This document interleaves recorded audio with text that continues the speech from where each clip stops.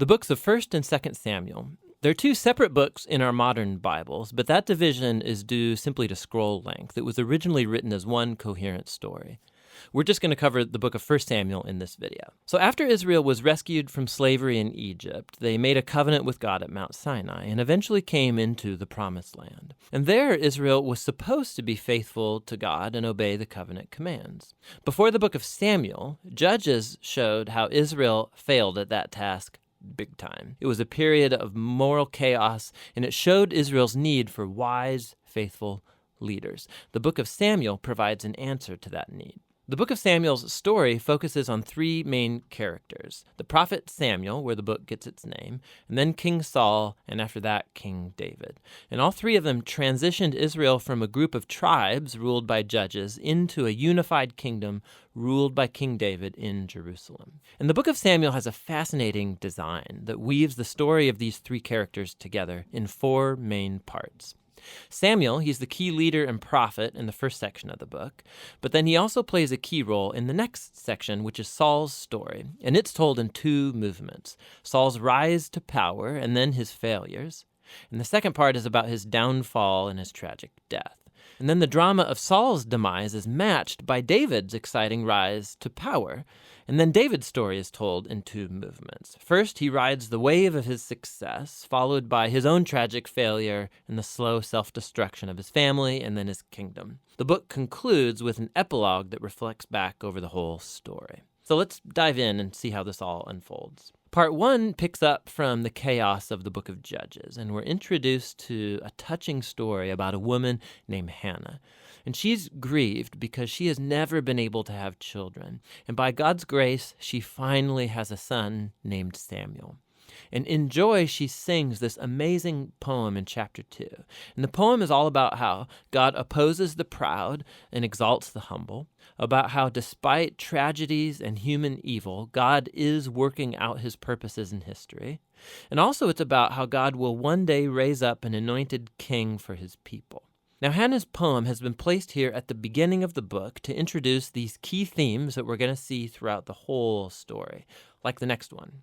Samuel grows up and becomes a great prophet and leader for the people of Israel, at the same time that the Philistines rise to power as Israel's arch nemesis. And in this crucial battle, the Israelites get arrogant, and instead of praying and asking God for help, they trot out the Ark of the Covenant as this kind of magic trophy that will automatically grant them victory in battle. And so because of their arrogant presumption, God allows Israel to lose the battle, and the Ark is stolen. So the Philistines, they take the ark and they place it in the temple of their god, Dagon. And then the God of Israel defeats the Philistines and the god Dagon without an army by sending plagues on the people. And then the Philistines don't want the ark anymore, obviously, and they send it back to Israel. And the point of this little story seems to be this: God is not Israel's trophy, and he opposes pride among the Philistines, but also among his own people. And so Israel needs to remain humble and obedient if they want to experience God's covenant blessing, which opens up into the next large section. The Israelites come to Samuel and they say, "Hey, we want a king like all the other nations have. Go find one for us." And so Samuel, he's kind of ticked off and he goes to consult with God. And God says, yes, their motives are all wrong, but if a king is what they want, give them one. And so we're introduced to the figure of Saul. Now, Saul is a tragic figure because he begins full of promise. He's tall, he's good-looking, he's a perfect candidate for a king.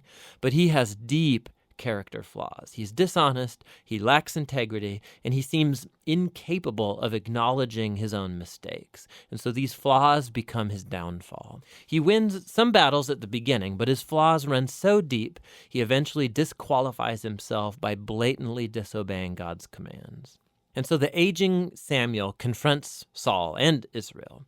He had warned the people that they would only benefit from a king who's humble and faithful to God. Otherwise, the kings of Israel will bring ruin.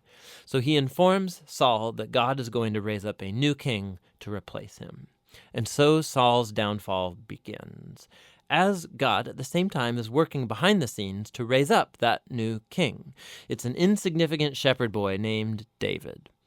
He's the least likely candidate to be king, but the famous story of David and Goliath shows that God's choice of David is not based on his family status, but simply on his radical and humble trust in the God of Israel.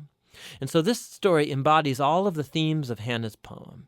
Proud Saul and Goliath are brought low, while humble David is exalted. From here, we watch Saul slowly descend into madness, while David rises to power. So David starts working for Saul as a general, and he's winning all of the battles, and he's also winning all of the fame. And so Saul gets jealous, and he starts chasing David around, hunting him, trying to kill him.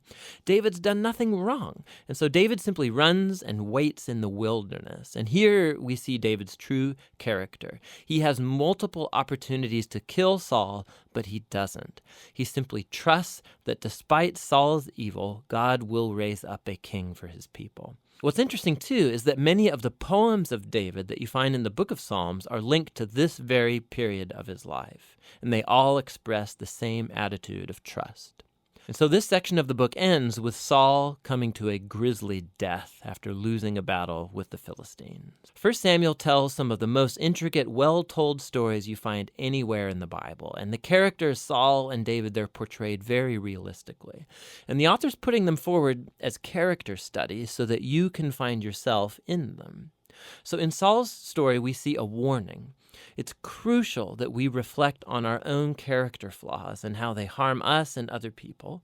And with God's help, we need to humble ourselves and deal with our dark side so that Saul's story doesn't become ours. David, on the other hand, is presented as an example of patience and trust in God's timing in our lives. And so he's running in the wilderness, being chased by Saul. David had every reason to think that God had abandoned him, but that's not what he thinks.